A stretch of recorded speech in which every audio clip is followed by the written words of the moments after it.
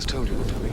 So, who do you kill for fun around If this girl gives him 1 minute of happiness, it is 1 minute too much. Baby. She's not Angel anymore. I'm back. Jeez. I don't like vampires. I'll take a stand and say they're not good. I knew I could count on you. It's fucking I fantastic. love that sound.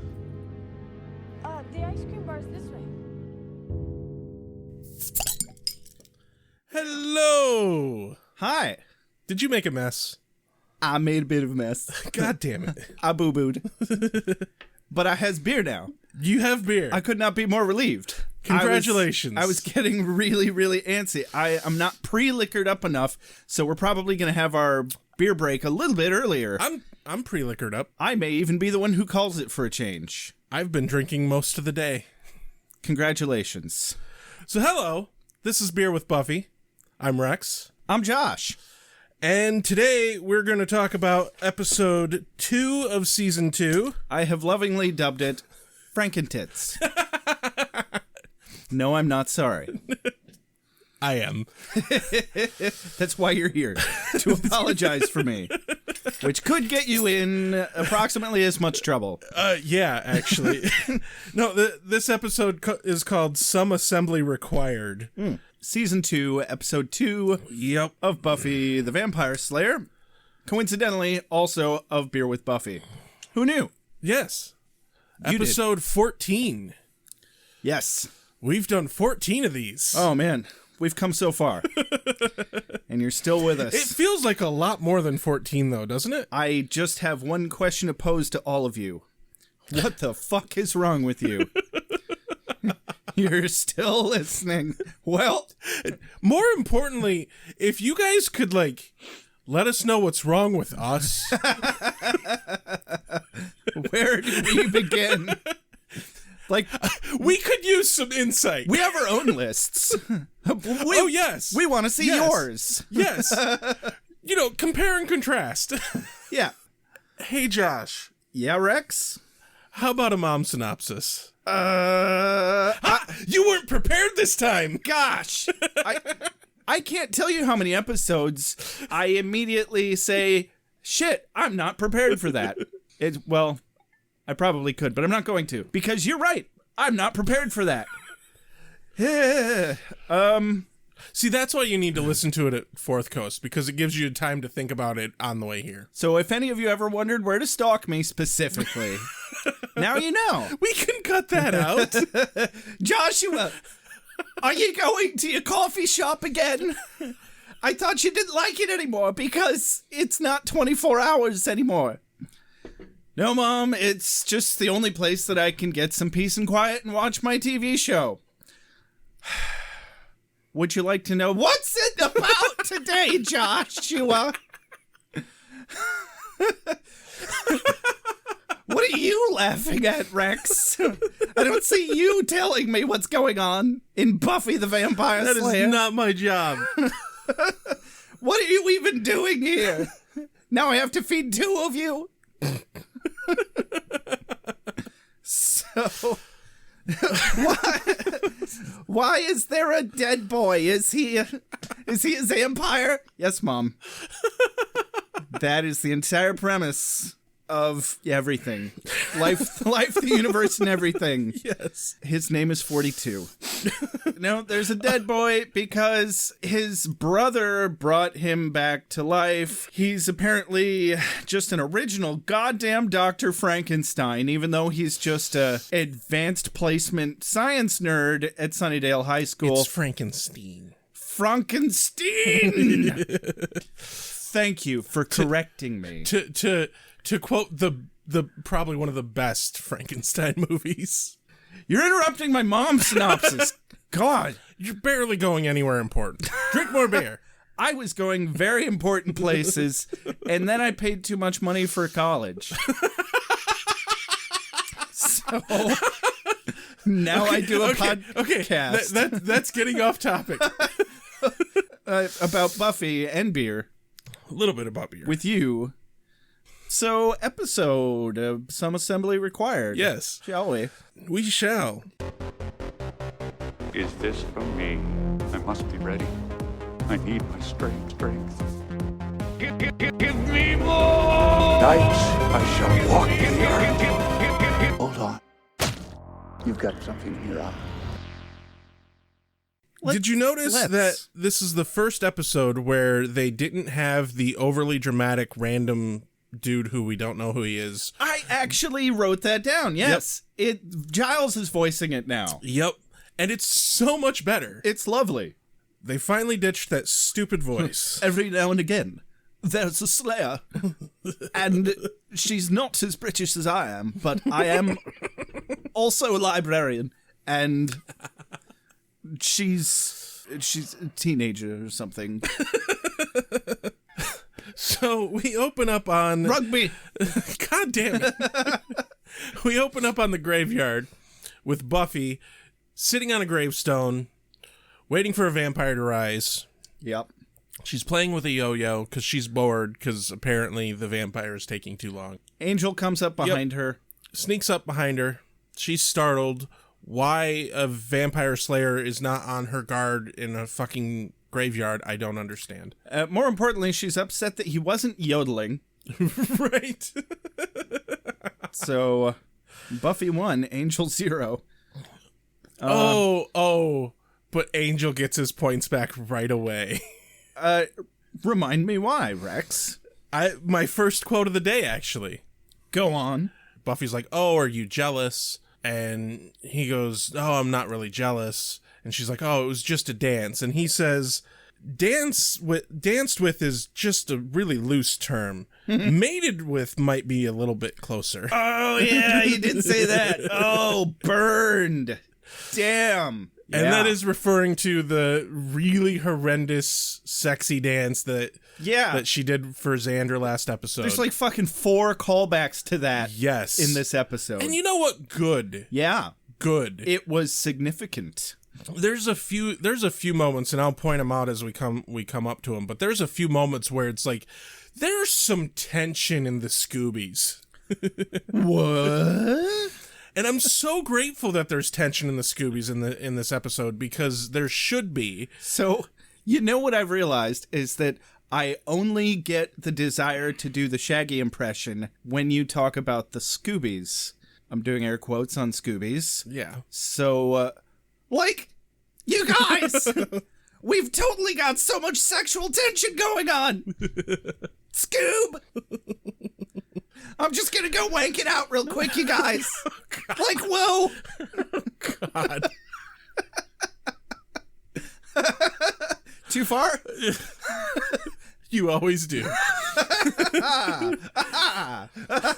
You're welcome. So there's this somewhat hilarious moment when they're arguing back and forth, and Buffy says, "I didn't come here to argue," and the vampire chooses this time to show up. Yeah. And she's like, or no, "I didn't come here to fight," she says, and then he pops up and she's like, "Oh, right, I did." Oh, yeah. And she can't find her stake. She kills him with a broken shovel, and the shovel vanishes. Oh, yeah. Like, as established as per last episode. And I still wish I kind of understood the mechanics of why the shit that you stab the vampire with gets disintegrated with them. You know, I can forgive that pretty easily for whatever reason, whether you want to chalk it up to something mystical or a budget thing. I would like just a line as to, like, addressing it would be nice. Sure. I'm more confused as to why newly sired vampires that are just crawling out of their graves immediately have to fight the closest person. They're not paying attention to you. Go away. Right. Yeah, he could have so easily escaped. But, you know, hungry vampires, stupid, whatever. So they kill the new vampire, and then... Oh, right. He walks away, and Buffy's like, "What do you mean he's just a kid, by the way," talking about Xander. Yeah, and she stomps off after him. Are you saying, "I'm just a kid"? And I'm like, well, yeah. Yeah. And she falls into an open grave. Yep. And figures out that it wasn't a vampire that rose out of this grave. This grave was dug up, and the body was dragged away. Correct. Which, considering with some of the weird shit that happened in this series so far, this grave robbing is actually weirder. It's one of the Stranger Things. Yeah. Yeah. But not Stranger Things. No. There are no, I want to say Gorgamels. Damn it. Gorgonite? Gorgon trouts. Fuck, I'm a D&D nerd. I should know this. Demigorgon? Demigorgon. Demigorgon. Demigorgon. Thank I you. prefer Gorgon Trout. Shit. So opening Sorry. sequence. Yeah, then the opening credits. And then library. I absolutely fucking love this scene because they've hinted at having this scene before. Shit, this scene is so fucking dense. I wanted to write down the whole thing. God, yes. But I couldn't. I restrained myself and wrote down one quote from Xander. Oh dear. So let me get that. You can have the rest of the quotes. Sure. But Xander and Buffy come into the library and Giles is sitting there talking to a chair. Yeah, it's obviously practicing asking out Miss Calendar. obviously doing that old bullshit trope where he's practicing that he's asking somebody out. But you know what? I've never done that. The thing is, though, I see Giles doing that. Like, of all the characters that I could see doing that, Giles definitely would do that. Because Giles is about as big of a nerd as you can get. I'll take your word for it. I don't know. I've totally practiced asking someone out. Have you really? Yes. But mine was in my car when I was alone. Well, fine. Still, I mean, I run over that shit in my head, but I never feel like I would benefit from looking in a mirror or even just saying it out loud. Anyway, Xander quote. Yeah, so he goes into why it's a good idea to ask her out, and he says, she already knows you're a school librarian, so you don't have to break that embarrassing news to her. Oh, yeah, I liked that one. I mean, I enjoyed so many lines from this scene. Oh, yeah. But, so, one of the ones I got was, Buffy's like, you should probably leave out the idiot part. And Xander's like, why? Kind of turns me on. And Buffy turns to him and deadpans, I fear you. Yes. I'm like, that's the proper response. Yes. And you know what? It's about time someone responds to Xander properly. Yeah. It's like, those are not things that you should say, We've Xander. only been waiting 14 episodes. So, and, oh my god, they just fucking roast Giles. Oh, just they do. Right out of the gate so hard here, and it's epic. Buffy's like, don't use words like indecorous and amenable. Speak English, not whatever they speak in, England. So, that, yeah. Well, that joke speaks for itself. And they're like, well, she's the only woman you've talked to. Obviously, you're going to ask her out. Add it all up, and it spells duh. Yeah. That's what Buffy said. And they tie it up with, Xander tops it off with the cherry on top. Now do we need to talk about the facts of life? Because you know that whole stork thing is a smokescreen. Just like, God damn it, stop it with all the clever. It's overloading. Dig this. Dig this. Sorry you had to wait. Fire, beheading. Hurry up, sweet dreams. Sunlight. Hurry up, sweet dreams. And water, usual. Oh yeah, I hit him. With what? A desk. And then Buffy's like, oh, Giles asks her how hunting went last night. And, Yes. She's like, oh, it went fine, except I found an open grave. Yep. And Giles is like, another vampire? No, grave robbing. Must be a grave robber. And he's like, oh, that's very interesting. And Buffy's response is, you mean by interesting, disgusting, and gross, right? Oh, yes. Of course. Of course. Fucking love Giles. So Giles is like, we need to get Willow to turn on this computer and look up this corpse or something. And so we cut to the hallway. This fucking asshole's taking pictures right up in people's faces. Immediately you're like, that's a douche, must be a bad guy. He may as well have had rapist tattooed on his forehead. Like, who would have thought there would have been another person who was way worse than Nice Guy Xander? Yeah. Like, Nice Guy Xander looks like the person you want to take to the prom compared to this guy. Seriously, like normal moments for Eric made Xander look saintly. Oh my god. It made Nice Guy Xander look saintly. Like, his whole demeanor and attitude I could see him walking up behind girls with his camera and, like, putting it up their skirt. Wow, I can't believe you thought of that just now, Rex. There's something you want to tell us? No, I'm just saying that that's what, like, him doing that's par for the fucking course for the kind of representation that he gives in the scene. Go on. Give us some more new ideas for Eric. Other ways to make his character more creepy. Fuck you. I'm legitimately curious. You just fishing for ideas, huh? What? Dating that hard for you? So in the next scene, Willow is talking to this newly introduced character, Chris, Yep. about the science fair. I didn't write much down from this. Yeah, they're wrote, just exchanging Yeah. ideas and little quips about their science fair thing. Cordy comes up and she's like, I don't think anything educational should be required or whatever. And she's doing her science fair about it. Tomatoes, are they a fruit or vegetable? Yes. Because she wanted something she could do in a weekend. And then Eric comes up and gets a picture of her, gets a picture of Buffy. Chris is very clearly an apologist for Also, him. I don't know if you know much about photography, but you do not want to stand less than 2 feet from the fucking person that you're taking a picture from. I think the biggest takeaway from this scene is that, Cordy was like, oh my God, what are you doing? I am under fluorescent lights. And his response is, it's for my personal stash or some shit.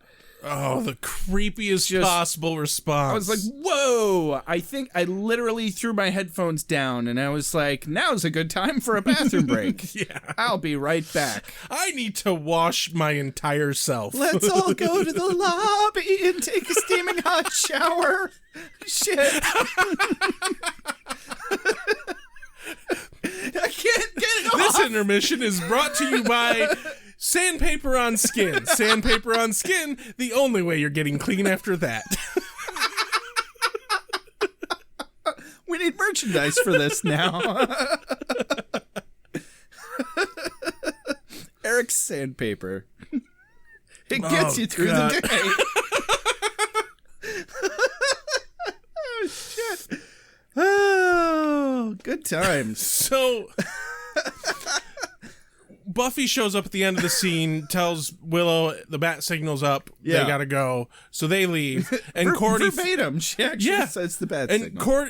And my favorite part about this is nobody questions anything. They're like, oh, okay. You must have to go. Oh, the bat signal. Yeah. Yeah. You've got things to do. It's fine. And Cordy follows them back to the library. Yeah. And this they're really starting to work Cordy into things. Yeah. I like that. And I love this bit. Because Cordy is going on about she mentions asking Chris for help with her science project, but can't because it would be just too difficult because of Daryl, which Because he is Chris's reminds older her brother. of Daryl.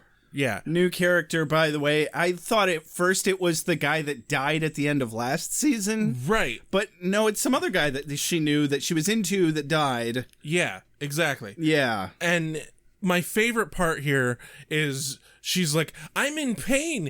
Can't anyone help me deal with my pain? And just when she says that, Giles comes out from off screen, Pat on the walks up to her shoulder. and says, there, and pats her on the back in the most like unempathetic way possible. Yes. Completely condescending. Yes. Yeah. Exactly. Yeah. Very condescending tone. Condescending. But in a fun way. There. They find the girl that belonged to the grave. Really quickly, because Willow has the coroner's office bookmarked. Yes. Excellent. And they find out that this girl died with 2 other girls in a car accident. Yeah. So they're going to go out and dig up the other girls' graves to find out if the bodies are there. Yeah. Did you catch what Buffy said about... It sounded like she said, how's your neck? Talking to Willow. She said her neck. Yeah. I think what she was getting at was, how's her neck? Was she bitten by a vampire? Oh, that makes so much more sense now. I wasn't thinking vampire at all. I should be in Buffy the Vampire Slayer. Yeah. And because she's worried about it being a vampire, the grave robber is the second guess. Yes. Okay. This is great because they're like, oh, we're going to go dig up some corpse. And they look at Cordy Like, hey, you're gonna help us, right? Right. And Cordy's like, I have things to do. Oh gosh, if I'd just known sooner that you were going to dig up corpses, I'd have canceled. Why does every conversation with you people have to have the word corpse in it? Yeah, I'm really starting to enjoy Cordelia. Yes. Just in every way that they incorporate her. And she's slowly getting less of pain in the ass and more of just another different, interesting layer of the comedy. Oh, and Xander had a fun moment. He was like, so we meet at the graveyard, what, 9-ish? BYO shovel? Yes. Oh, he went there. Anyway. Hey, got your steak. Hey, got your steak.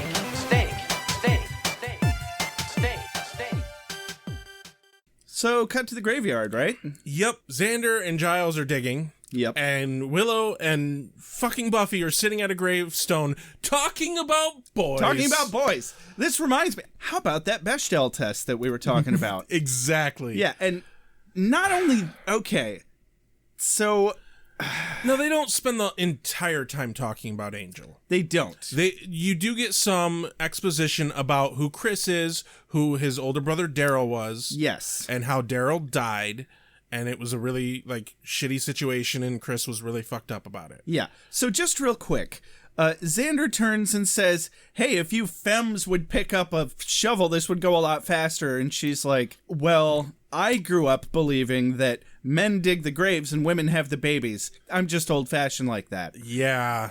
Now, my take on that is you could get away with casual misogyny back in the 90s really easily, and nobody would bat an eye about it. And I think they were just using that briefly just as an excuse to free up some time so that Buffy and Willow could have some expository conversation while also getting the body dug up. I was thinking immediately, like, oh, they must be taking turns digging. Right? Because only 2 people can dig properly in a grave-sized area. That makes good sense, though, and actually. they should have went with that angle. Absolutely. But no, they didn't.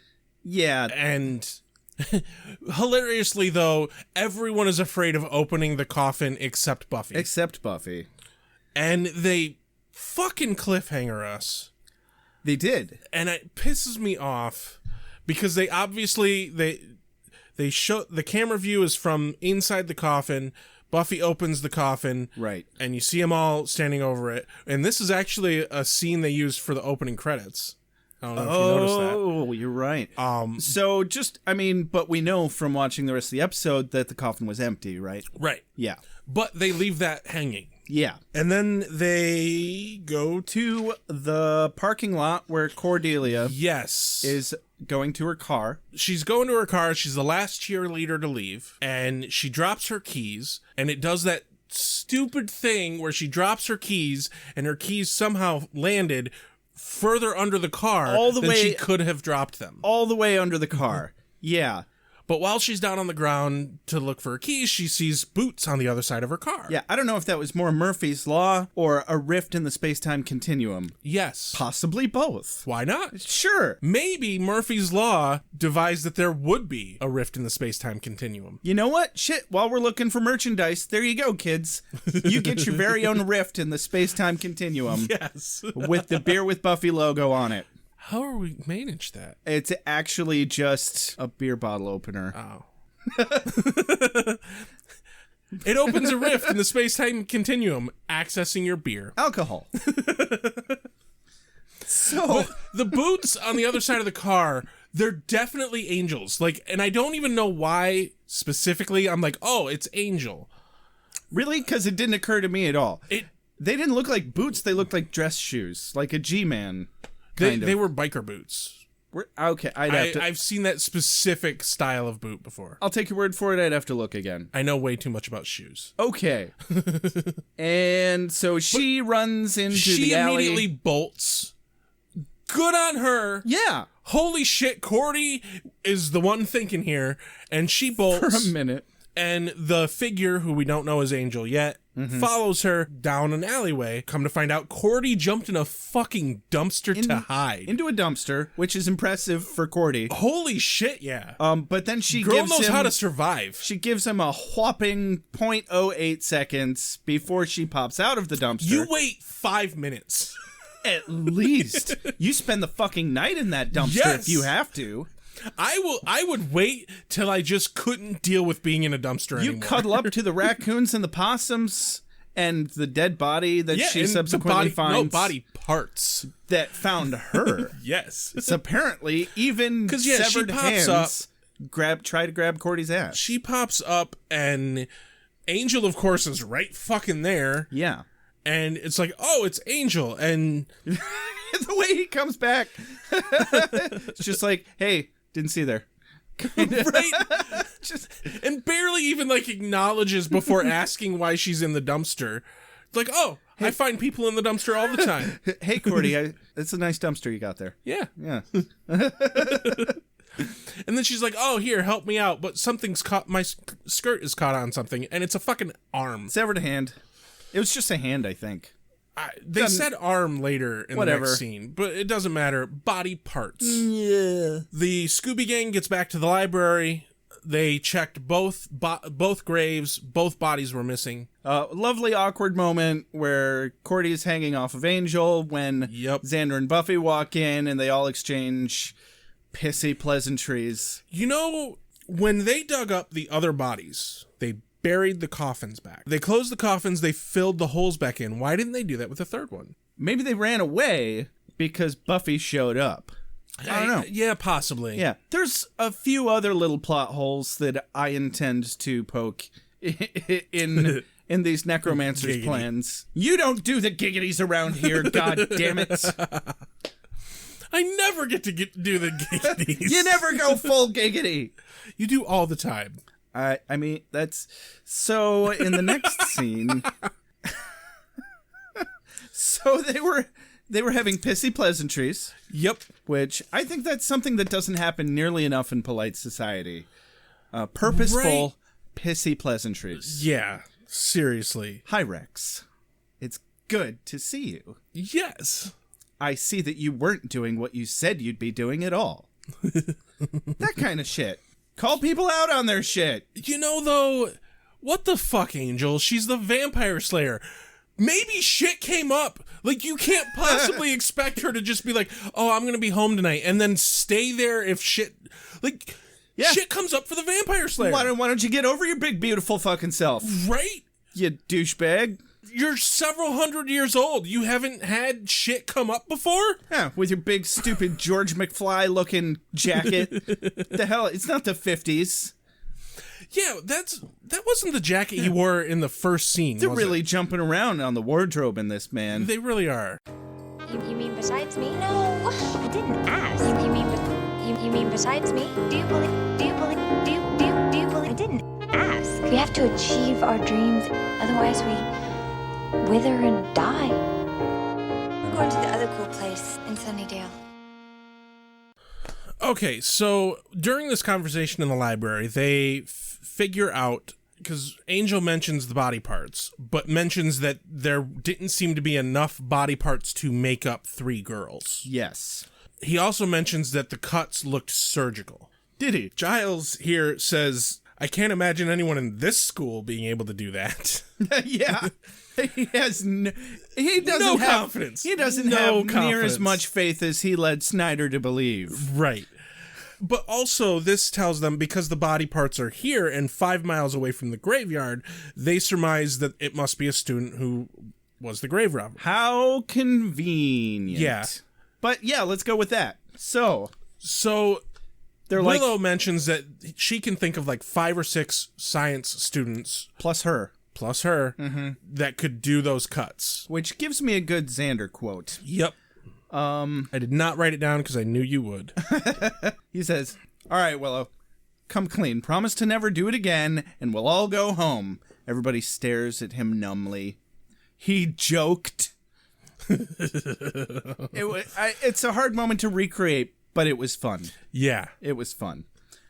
In his expression during the he joked, it's like, guys, I am telling these kind of jokes all the time. All the time. How are you not? For fuck's sake, guys. Seriously. Yeah. No, seriously, though. So then Cordy, very pathetically, gets Angel... Drags Angel out of the library, practically. Even like a 250-year-old vampire has no self-control to say no. But the look on his face when she's like dragging him along, he's like, I have to fucking go, I guess. I don't have a choice. This is the true hell.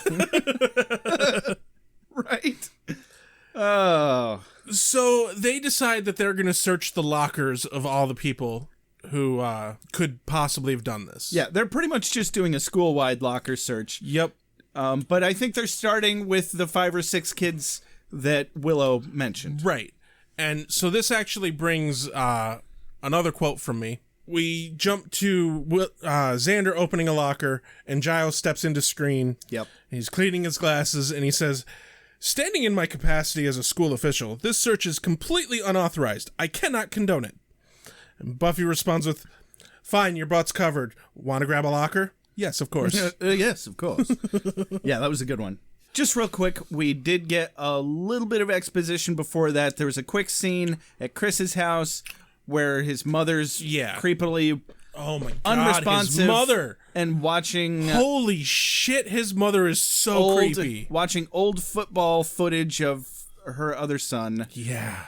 And it's very reminiscent of Ace Ventura. I thought the same thing. Laces out.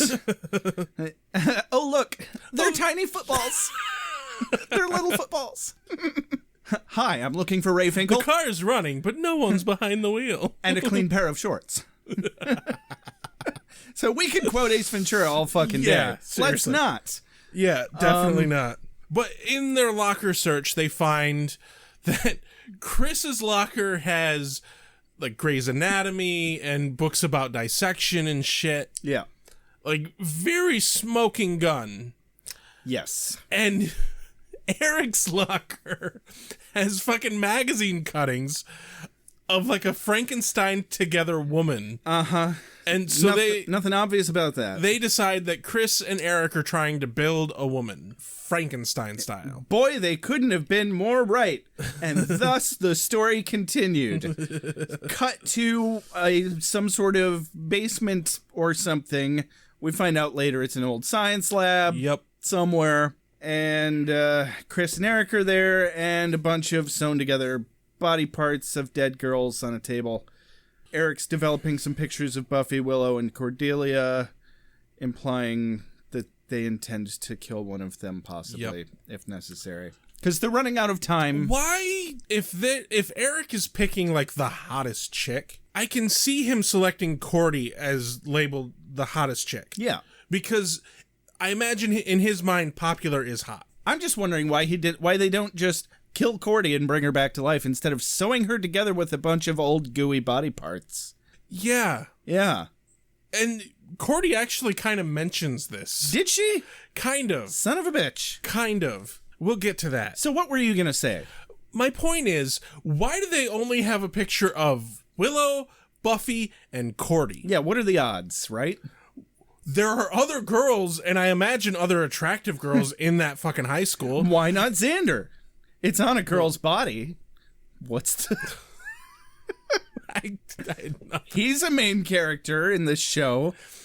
But they should have included some other random fucking That would have made characters. a lot more sense. Yeah, it was. Like, what are the odds that they would pick only those three like main include fucking two other characters? girls? Seriously. And you can't tell me that Eric, because of the way social structures work in the school, that Eric picks Willow as one of the hot chicks that he's gonna pick. You're absolutely right. He was a jock and a big one. Yeah. Yeah. No, Willow doesn't fit the profile. Exactly. No, everybody Like, acts obviously, like... the pictures should all be of the fucking cheerleader squad. Exactly. Willow, everybody acts like Willow's the ugliest chick in school. It's dumb. Which, you know, yeah, she's not, but everyone acts that way, therefore it should fit with the narrative, and what the fuck? Yeah, seriously. So anyway, back to school. Xander and Willow and Buffy pontificate regarding why Chris might want to... And then we get a little snippet of nice guy Xander. Just a wee bit. Just a little bit. Just a tiny bit. Xander in this scene is saying... People want the dream, what they can't have. The more unattainable, the more attractive. And I was like, ooh, good advice from the Creep Master.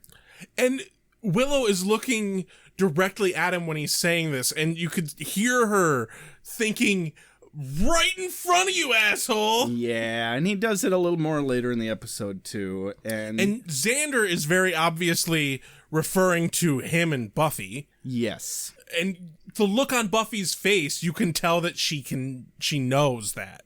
She knows that he is referring to them. There's a reason why you're here. The reason what's now. There's a reason why you're here. The reason what's now.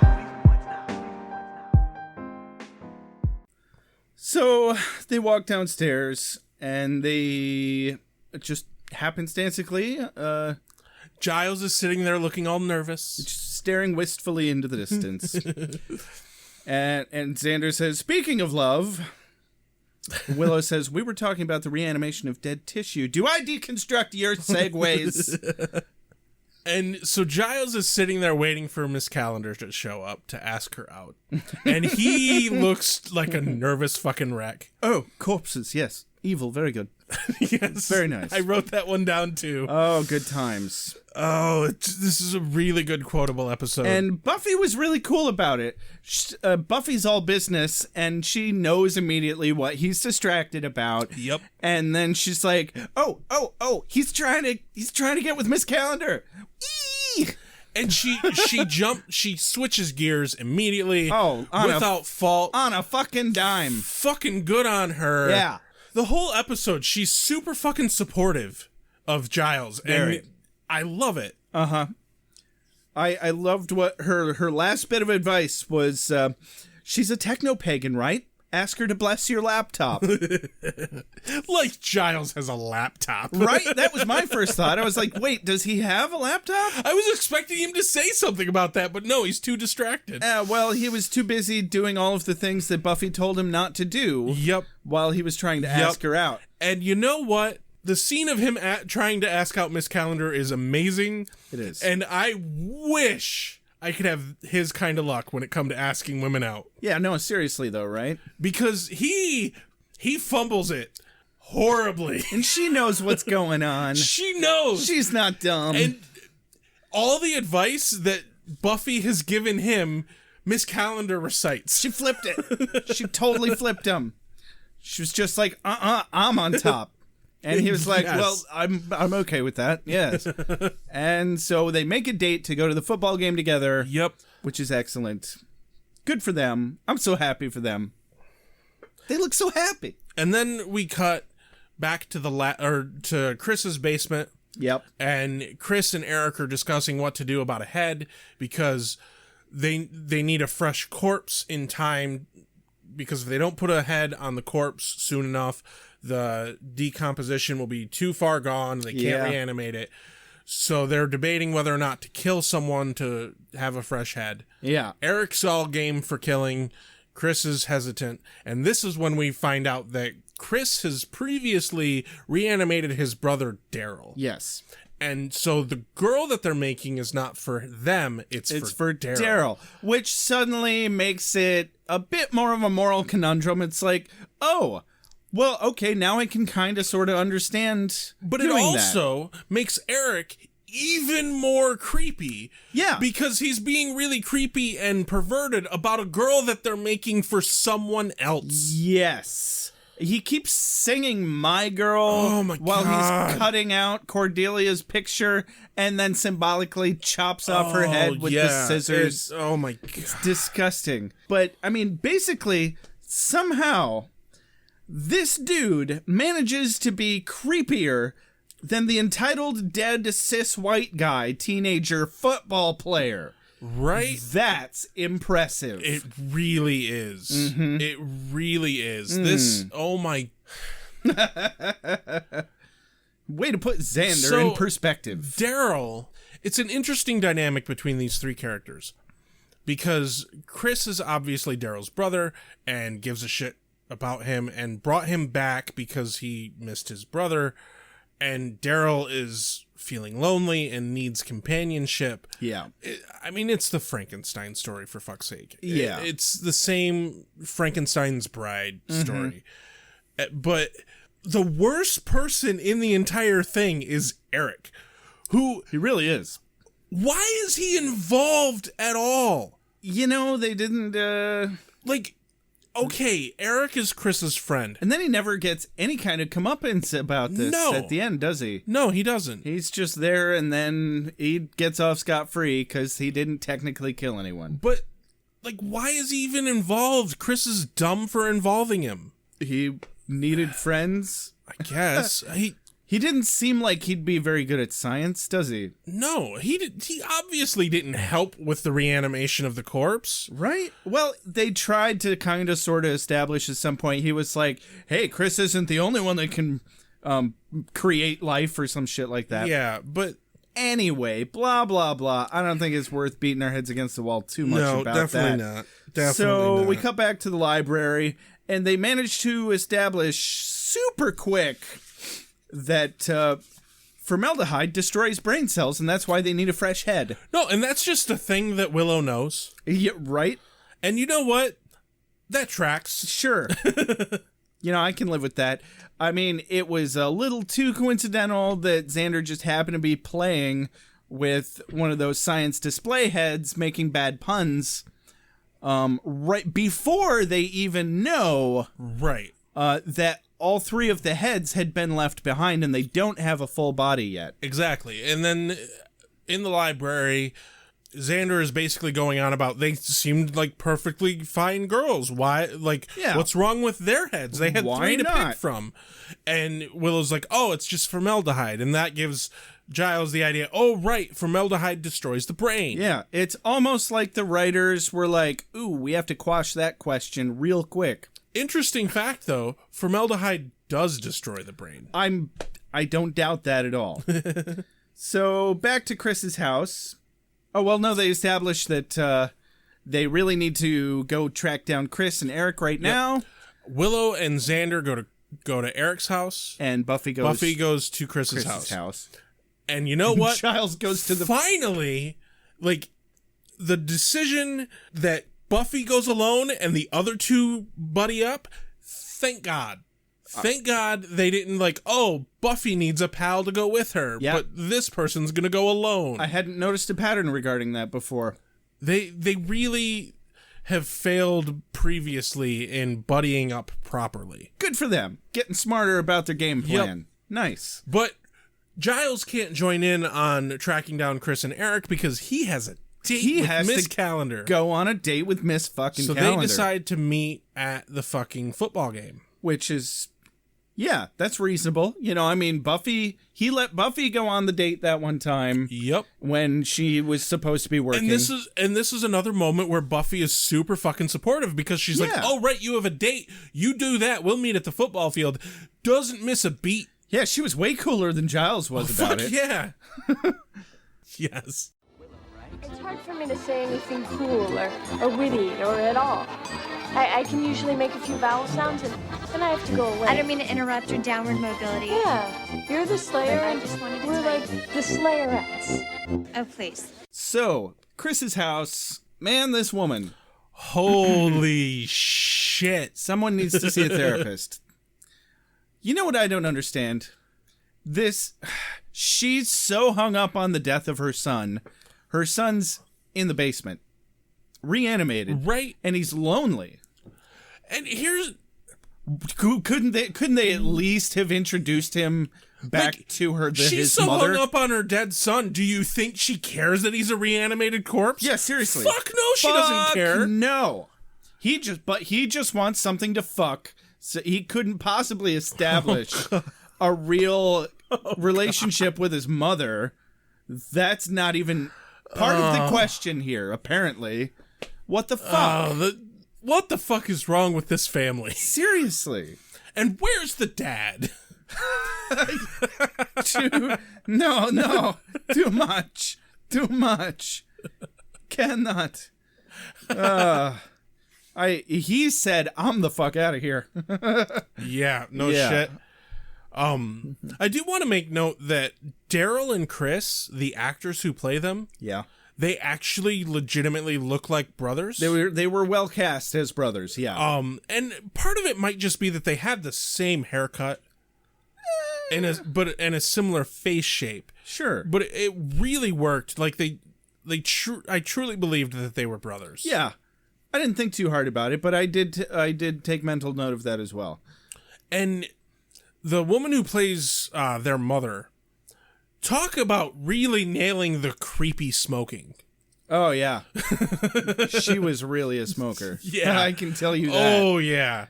Definitely. Like that was pretty much all they said on the casting call was, need real smoker. Right. And she definitely looked like she had been sitting for the last year in front of that fucking TV watching her son play football. Man, you could smell that house just looking at it. Oh, God, yeah. So Buffy goes down into the basement. Oh, yeah. And almost encounters Daryl. She finds a bunch of paperwork. Daryl almost grabs her, but she hears someone coming and then bolts out the door. She hears the door upstairs, but all her suspicions have been confirmed. Narrowly escapes Daryl. How convenient. And we watch her just vault her ass right up through the basement window, which happens to be open, in a kind of impressive manner. It was pretty impressive. I almost expected, because of the expression on Daryl's face at that scene, I almost expected him to come back to Chris and Eric and be like, no, I want that one. Yeah, they couldn't quite have shoehorned enough into his already empty character. No. Whatever. So, cut to girls' locker room. Cordy's getting ready for the game because she's on the cheerleading team still. And Chris distracts her.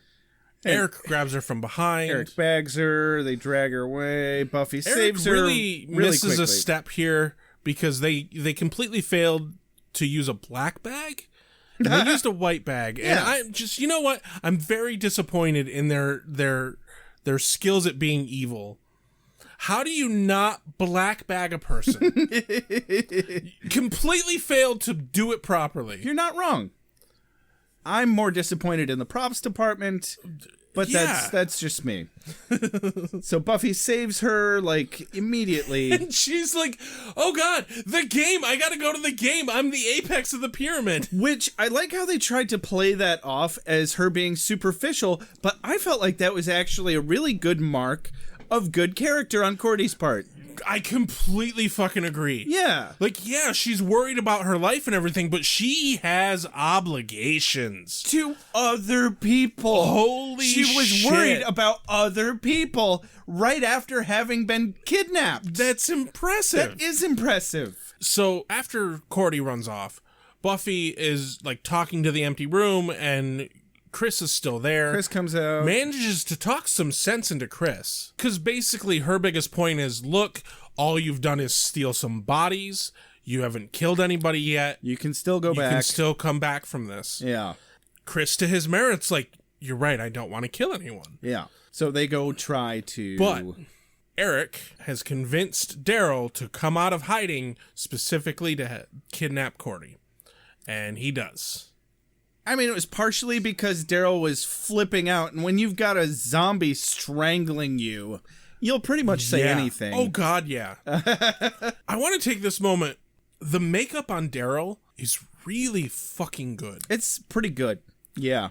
Because he looks like a corpse. He does. has that waxiness Definitely. to his skin that really works. He's super creepy.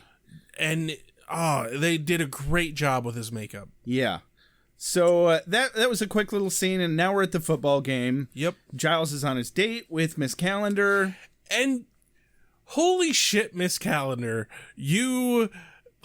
she is unquestionably wearing the pants in that relationship. Oh, absolutely.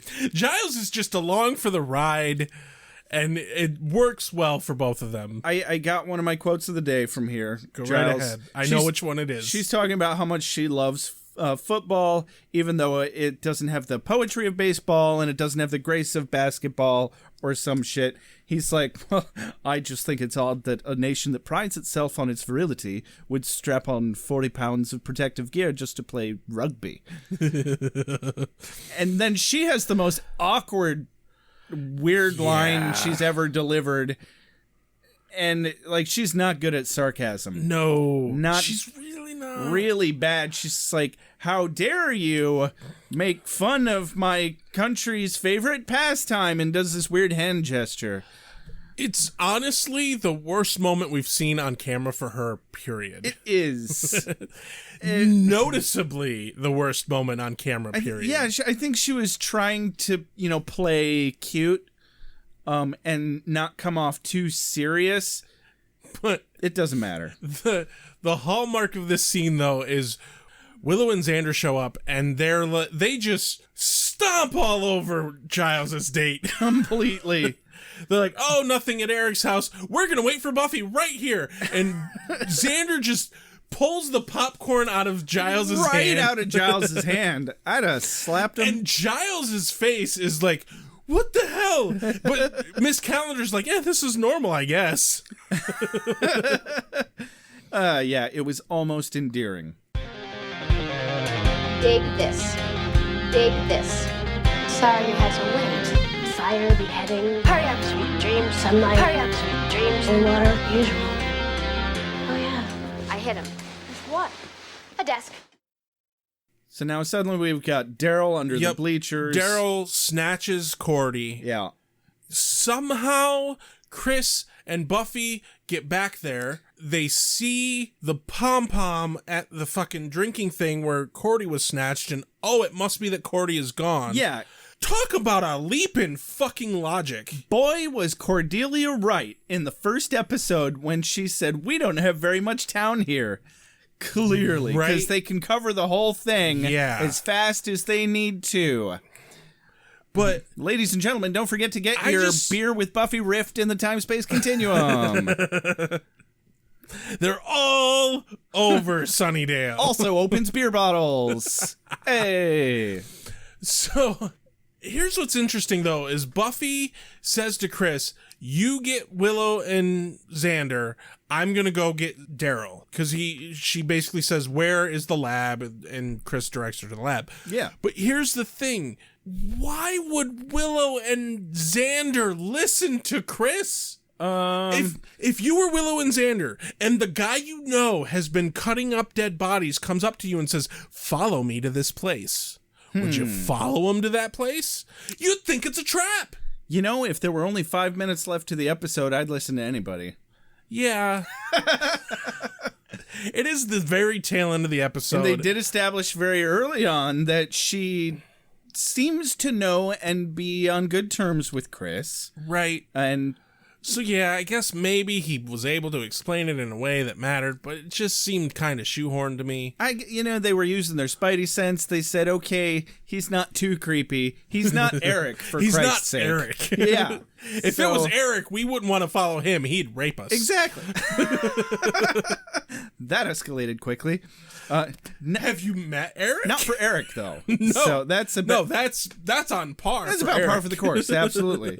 Then all the action suddenly moves into this abandoned science lab. And this is when the bit Eric and Daryl are like keep looking at the dead body, which we don't get to see, but they keep lifting up the sheet and they're talking to Cordy, which why not just stab her in the heart so she stops talking first before you decide to cut off her head?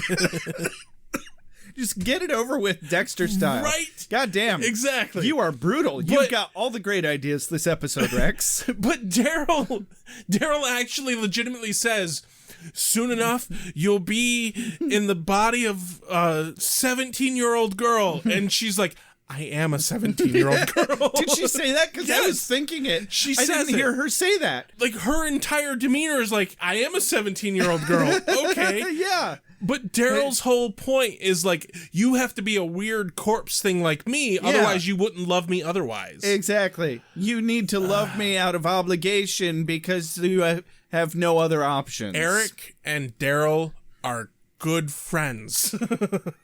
because they're Yeah. on the same goddamn level. I was going to say the same. They're the same team. Oh yeah, they're on the same team. Oh yeah, they're absolutely. They are on the nice guy team. Team douche. Yes. So the fight is decent. Yeah, here. Buffy pops in. The fight ensues as per every episode that's ever happened. Xander the fight has some damage around the building that causes a fire. Yeah, well, they spilled some gasoline. Yep. And may I say, Xander did this slide entrance that would have made Kramer jealous. Right. Did you notice that? I did notice that. Fuck a doodle doo. This whole scene, Xander is fucking gold. Yeah. Like, he is just absolute perfect. It's very nice. He plays the hero perfectly. So he sees the fight going on. Mm-hmm. He runs over to get Cordy. Doesn't even hesitate. Immediately runs into the fucking fight to get Cordy, but he can't get her unstrapped. Yeah. By this point, Eric has been thrown against a wall and knocked unconscious. Oh, thank God. Right? I didn't even notice, but retrospectively, he stopped talking. That makes me happy to know that. He stopped making mouth sounds. Excellent. He's one of those characters, when he was introduced, I was like, is he dead yet? Right? Can we kill him yet? 5 seconds after being introduced, we're like, goddamn, kill that fucker. And he's still alive in the next scene? God. Hasn't he died yet? Jeez. He needs to just stab himself with a knife. And so Daryl has the most hilarious anticlimactic and... Yeah. It's just Although, sad. Xander saving Cordy here is kind of badass. It was, yeah. So because the flames get too severe for him to deal with. Yep. And he can't get her unstrapped because he's panicking. Yeah. And she's panicking. Mm-hmm. So he like pulls the fucking gurney that she's strapped to back and then pushes it and jumps on it and slides and rolls through the fire. Oh, I didn't even notice that. You didn't? No, I didn't It was notice that. fantastic. Oh, no. It's like the best badass move he could have made in that scene, and then Miss Calendar helps him unstrap Cordy. I'm going to go back and rewatch that. Yeah, you really should. Right now. Please pause the recording. Thank you for pausing the recording, Rex. Now I've rewatched it, and here we are. No, that's a fake out. We didn't actually do that. So I'm gonna take your word for it, face value. That shit happened. But at the very end of the fight scene, Daryl realizes that the corpse that is not alive yet is burning. He's like, "No, I want this to be with me," and runs into the fire, and he's dead now. And he straddles the headless zombie girl, the headless Franken to be girl. fair, he's a zombie, so okay, fine. Sure. I mean, if a zombie has sex with a corpse, is it necrophilia? I mean, I guess... Is it wrong at that point? It's sad because it was symbolic of his only hope of companionship. At least he died at the end. Like, if he had survived, that would have been even worse. What do you do with a fucking reanimated dude? I don't know. They could have hooked him up with Amy's mom, who was stuck in the trophy, maybe. I don't know. No one knows that she's stuck in that trophy. Oh, right. You're right. Nobody knows. They could have at least introduced him to his own fucking mother, and they could have been friends. Yeah. Jesus. Maybe she would have stopped watching football. God. Jesus Christ. Seriously. Or they could have watched football together. Right. Which, as unhealthy as that whole idea is, talk about Bates Motel. So anyway. Right. I thought of that a few times looking at their mother. There's a reason why you're here. The reason what's now.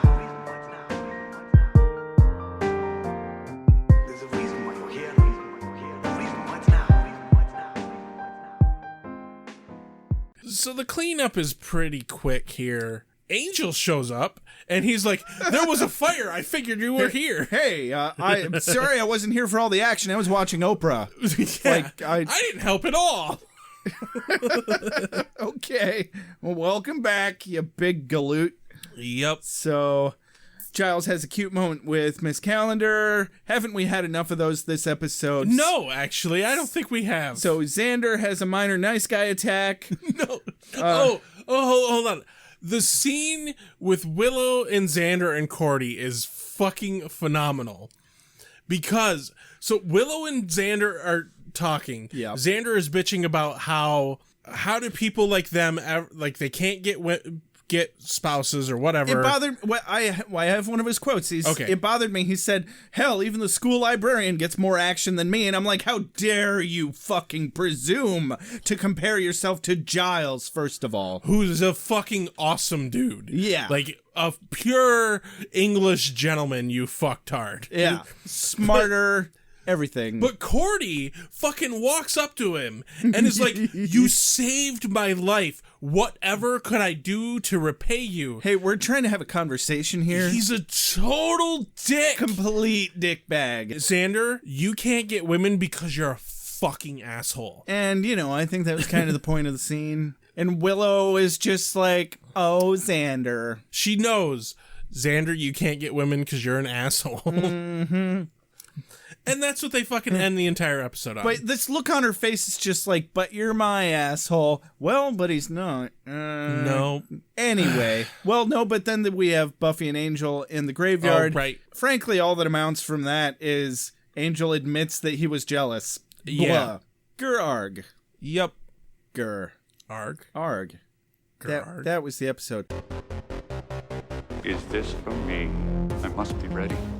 I need my strength. Give me more! Nights I shall walk in the earth. Hold on. You've got something in your eye. What was your quote of the day, Rex? Oh, my quote of the day. I gotta give it to Angel because his burn of danced with is a loose term, mated with might be a little closer, was just too fucking perfect because that is exactly what she was fucking doing. Right? And she said she was just trying to make him jealous, but goddamn, Buffy, that was a bit much. Mm-hmm. You practically were dry humping him on the fucking dance floor. Mm-hmm. What was your quote of the day, Josh? I'm pretty much just gonna pick one at random here. Here's a fun one. So Cordelia said, "Why are these terrible things always happening to me?" And Xander says, "Karma." Karma. And you know what? I think she's dealt with enough shit that her karma's clear. Like, right. Also, it's legitimately terrifying to be chased down a dark alley, hide in a dumpster, and subsequently find a fucking dead body in there. Yeah. Like, that actually is. Like, this is another one of those episodes that kind of actually is a lot about Cordy. Yeah. She's not just making it about her. This is very much a Cordy and Giles episode. Yeah. Because most of the best characterization happens with those two characters. I'm going to go ahead and agree with that. You know, I feel like that covers each of our feelings and summations about the episode as well. Yeah, I mean, in the end, did you like this episode? I enjoyed it. I fucking loved it. I think we saw a lot of character development. And honestly, probably one of the densest quotable episodes. Absolutely. The only thing I really didn't care for in this episode was the main antagonist. Oh, yeah. Oh, fuck. But it was so good in every other aspect that it's forgivable. Yeah, I think they could have, like, not had the really fucking creepy ass Eric. Like, there's even a point. Yeah. There's even a point, like, when Xander and Willow show up at the fucking football game. Xander mentions that, we didn't really find anything, but we found some pictures and a porn collection that makes me scared. Yeah, that like, was. And it's like, holy shit! It was. Eric is by far the creepiest goddamn character we've come across yet. Eric was so creepy they could have made him an entire season big bad. Yes, and they wasted him on a half a one-off bullshit character. Yeah. In this. And not that I wanted to see Eric more. God no.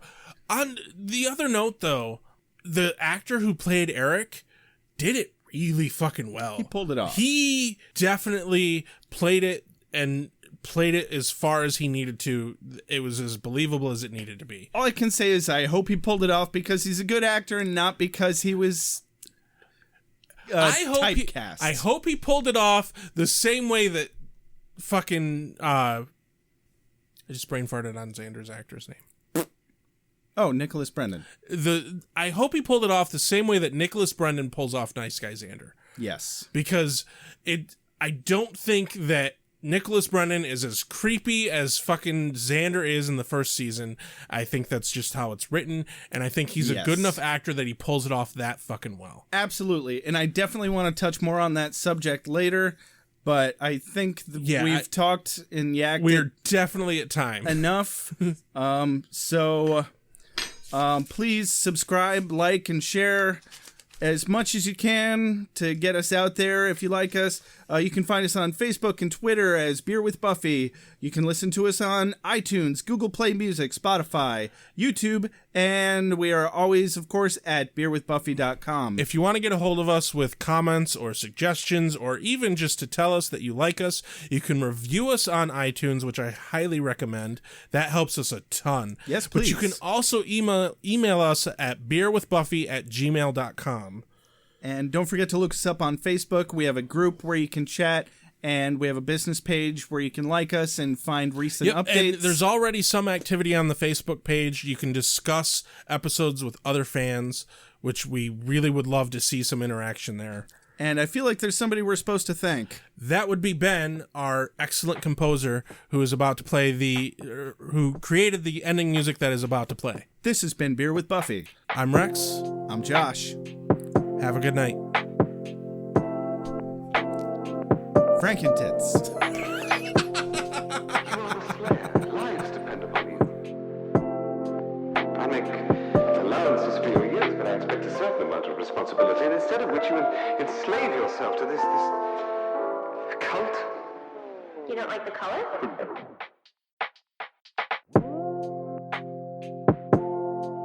You have a sacred birthright.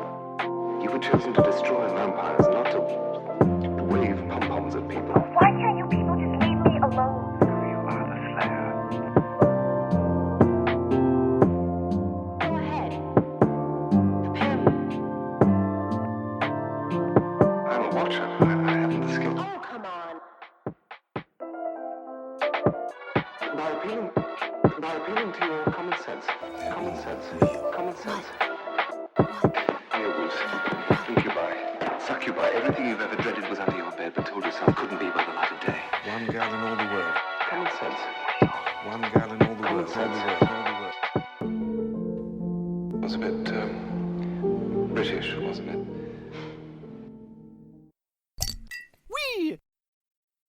Wait, what have we done? Why are we watching this?